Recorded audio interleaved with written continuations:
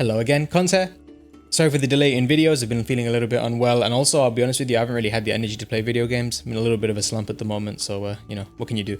But yeah, we're doing Teo. I know it's been a minute, Teo's been out for a while, I haven't really gotten to you quickly, but I finally built up the energy, the motivation to play video games today, and I thought I'd grind out a quick bar run, because it's quite a good matchup for Teo. I'll talk about the build and why I choose the skills I choose a little bit later at the end of the video. But for now, to start, I just try and get the head tenderized. Doesn't really matter how you do it. 3 claw swipes into a tenderize is fine. You can flint shot if you want, just get his head tenderized as soon as you can.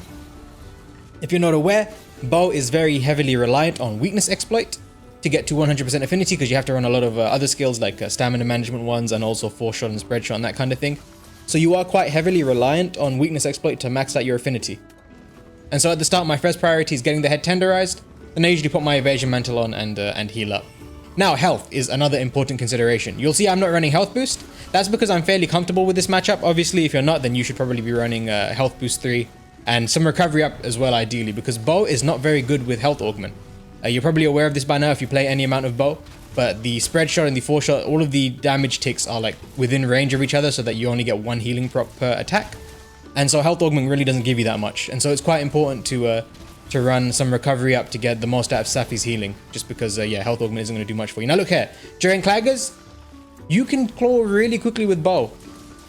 You can transition from using your attacking moves, your spread shots and your force shots, directly into clawing onto the monster really quickly. So unlike something with unlike a weapon like Insect Glaive, where, you know, clicking the right stick actually takes a while, this, I don't know if it gets buffered differently or what, but you'll see, yeah, it's very easy to claw on. So be aggressive, take a few extra pot shots at Teo while he's tired before you claw onto him. Do claw run though, by the way. You definitely want to claw run because you want to keep that head tenderized as much as possible. As we mentioned, you really are reliant on weakness exploit. As far as actual combos are concerned, I kind of messed them up a little bit here. I know that there's a way to do a one of those side dashes into a spread shot immediately, but whenever I do it, I seem to get the level 3 one. I don't fully know how it works, but anyway, just do your standard stuff.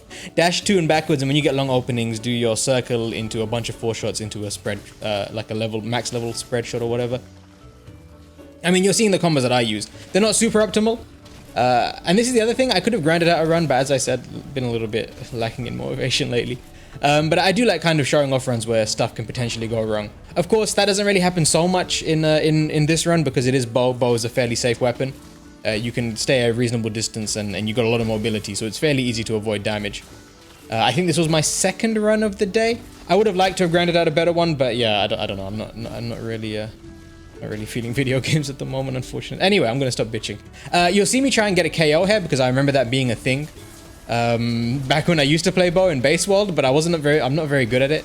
And I think the KO threshold for Temper Teo is a little bit high, so yeah, you'll see me there, for example. When I get the Clagger animation, I go for another like force shot and a spread shot. You get plenty of time and you can still claw on really easily. But yeah. As far as other considerations, I have eaten for, I think it's Black Belt, the one that gives you more stamina.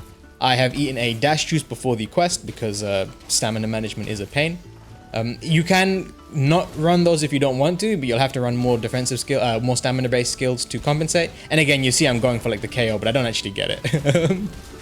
Yeah, I don't know. I was just, as I said, this was my second Bow run. I was still messing around working out the openings and stuff. I'm not 100% sure. I've also got a Charge Blade run ready. Also, I hate this 3D curse thing. It doesn't make sense to me. But yeah, you go for your 4 shots. Try and stay nice and close to Teo's head. He has a couple of moves that can pop you, but with Evasion Mantle and with your side dodges, it's fairly easy to stay out of range.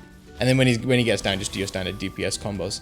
Yeah, the Bow matchup isn't particularly complicated. I think the stuff on screen hopefully makes sense. It's kind of self-explanatory. It's a little bit hard to explain, but I think it's quite visually, it explains itself fairly decently. This was under 4 minutes. I could definitely push this down to like a 3-minute run, but I haven't got the energy for it at the moment. And then, yeah, so I'm showing the set right now. I'll talk about it in more detail and freeze on it in just a second. But for now, here's all the decorations in case you want them. Alright, so here are the skills. The ones that you can't see are Crit Element and Mighty Bow. I have them both on the set, as you saw if you were watching the actual skill scroll through, but I'll just focus on this page for now, and just know that Mighty Bow and Crit Element are on the other one. I'm using the Kya Bow, the Kya Water Bow stream. The water is a little bit of a weird element because it can cause Teo to go into blast mode, so for a lot of weapons, we don't use water, we use ice. Especially because a lot of the Kya ice options are better, but for Bow's case, at least in my opinion, the water option is the best. Now, I don't necessarily know that this is an optimized set. It might be better to be running a Safi Bow with 3 Safi and 2 Valkana, or some sort of weird mix of Safi Alatrian. I know gets quite close for some elements. I haven't fully optimized the set. I kind of just threw this one together fairly easily. You can see water attack obviously stacked to max, and then other than that, it's just affinity and the standard bow skill. So we've got a little bit of stamina management, 1 constitution, 1 stamina surge. Mighty max might just comes with the set. Don't worry about that. Spread and normal shots are pretty standard.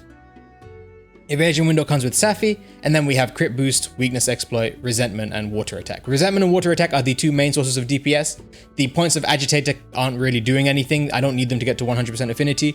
So if you haven't got as good decorations as me, obviously just swap out that 2 agitator slot for whatever else you want to fit on the set. Other than that, obviously mighty bow is essential for good bow DPS, and crit element is on the weapon itself. There isn't a huge amount to say about this set. It is fairly self-explanatory.